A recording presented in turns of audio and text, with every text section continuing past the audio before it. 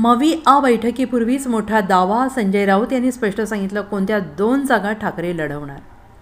नवी दिल्ली 9 जानेवारी 2024. महाराष्ट्रातील 3 पक्षांच्या जागा वाटपासंदर्भात अंतिम मसुदा तयार व्हावा या संदर्भात आज दिल्लीत मविआची बैठक आहे.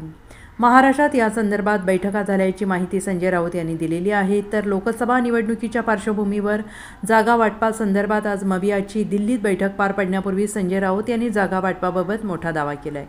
इतकंच नाही तर लोकसभा निवडणुकीत ठाकरे गट कोणत्या 2 जागा लढवणार हे देखील स्पष्टपणे म्हटलं आहे. महाराष्ट्रात राष्ट्रवादी काँग्रेसला ज्या जागा हव्यात त्यावर शिवसेना लढणार नाही. काँग्रेसच्या बाबतीतही त्या जागांवर काँग्रेस आहे, तिथे शिवसेनेचा दावा फार कमी आहे. आज संध्याकाळी 4 वाजता बैठक होणार आहे.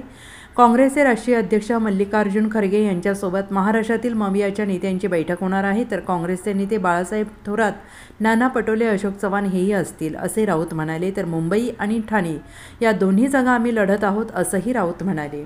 सातत्यानं 23 जागा लढत आलो महाराष्ट्रामध्ये, सगळ्यांना माहिती. आता कोणी काही म्हणत असलं तरी सत्य आहे.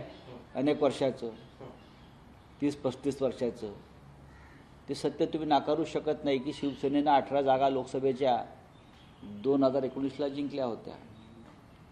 जिंकून आलेली व्यक्तीने जरी पक्षांतर केलं असलं तरी मतदार पक्षांतर करत नाहीत. ज्याने आम्हाला लाखोंच्या संख्येनं मतदान केलेलं आहे तो एखाद्या गटात सामील होत नाही. ते मतदान शिवसेनेचं असतं. त्याच्यामुळे 18 जागा तर आमच्या पक्क्या आहेत, ज्या आम्ही जिंकलो.